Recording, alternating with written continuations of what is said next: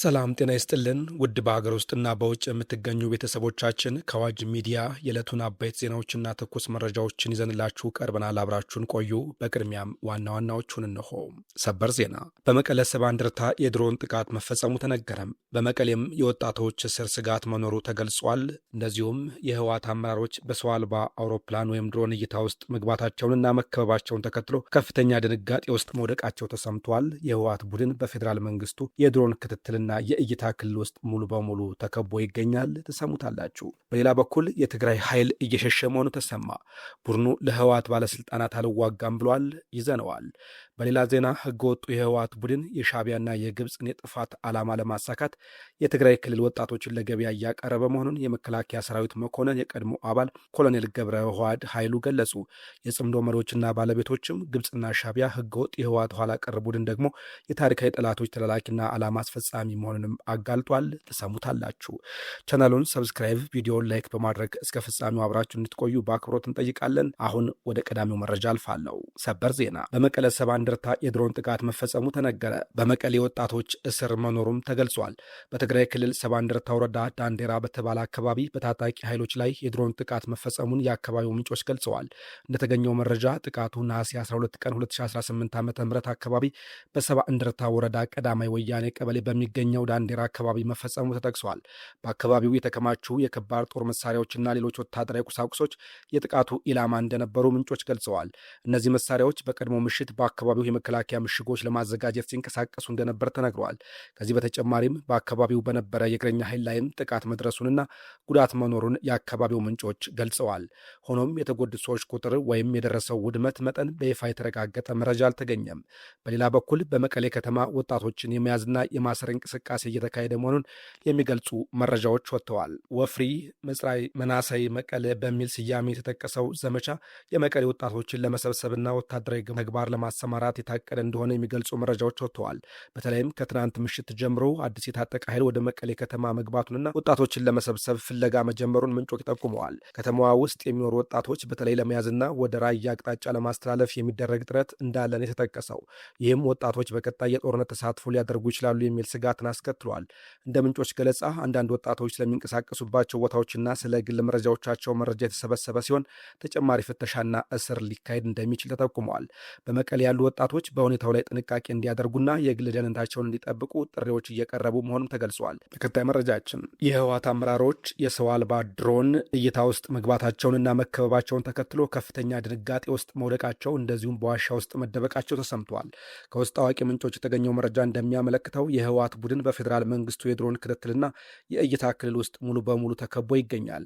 በተለይም ቡድኑ የሞት አዋጅ ካጸደቀበት ዕለት ጀምሮ የፌዴራል መንግስት ከፍተኛ ትኩረት በመስጠትና ልዩ ክትትል በማድረግ እያንዳንዱን እንቅስቃሴ እየተከታተለው መሆኑ ታውቋል።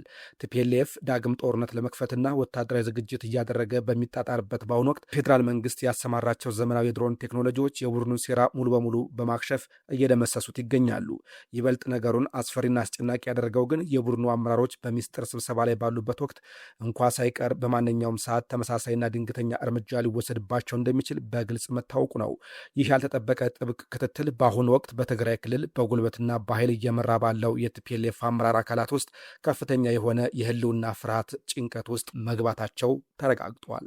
እያንዳንዱ የጦርነት ቅስቀሳና ሚስጥር ስብሰባ በድሮን ካሜራዎች እየተቀረጸ መሆኑን የተረዱት አመራሮች በአሁኑ ሰዓት ሙሉ በሙሉ መውጫ በሌለው ስነ ልቦናዊ ስጋትና ድንጋጤ ውስጥ ተዘፍቀው እንደሚገኙ የውስጥ መረጃዎች አረጋግጠዋል። ክትትሉ አሁንም በከፍተኛ ጥንቃቄና በትኩረት እንደቀጠለ ነው የተባለ ሲሆን ለህወሓት ቡድን ከዚህ ቀደም የሳተላይት ድጋፍ ስታደርግለት የነበረችው አሜሪካ ፊቷን ማዙራ አሁን ለሀገር መከላከያ ድሮኖች ተጋልጦ እንዲገኝ አድርጎታል የተባለው። በቀጣይ መረጃችን የትግራይ ኃይል እየሸሸ መሆኑ ተሰማ። ቡድኑ ለህወሓት ጥቂት ባለስልጣናት አልዋጋም ብሏል። ቀደም ሲል በትግራይ ክልል ውስጥ ከፍተኛ ወታደራዊ አመራር የነበሩት ሌተናል ጄኔራል ጻድቃን ገብረትንሳኤ ፒዲኤፍ በሚል የሚጠራው የታጠቀ ኃይል ዳግም ወደ ጦርነት ላለመግባት በመሸሽ ላይ እንደሚገኝ አልዋጋም ማለቱን በይፋ ገልጸዋል። ቀደም ሲል በትግራይ ክልሎች ውስጥ ከፍተኛ ወታደራዊ አመራር የነበሩት ሌተናል ጄኔራል ጻድቃን ገብረትንሳኤ በትግራይ ያለውን የታጠቀ ኃይል አሁናዊ አቋም በተመለከተ አስተያየት ሰጥተዋል። ጄኔራል ጻድቃን እንደገለጹት ቲዲኤፍ በመባል የሚጠራው ኃይል ዳግም ወደ ጦርነት ላለመግባት የመወሰኑን አቋም አሳይተዋል። እሳቸው እንዳሉት ኃይሉ ወደ ትግል እንደማይገባ መግለጹን ጠቁመዋል። ጄኔራሉ በተጨማሪም በትግራይ ያለውን የትነግ አመራር በተመለከተ ትችት አቅርበዋል። በክልሉ ያሉ አንዳንድ አመራሮች ከውጭ ኃይሎች የሚመጣ ተጽዕኖ እንዳለባቸው እንዳለባቸው የገለጹ ሲሆን ይህ አቋም ከጦርነት ጋር በተያያዘ አሁንም እንደሚታይ ተናግረዋል።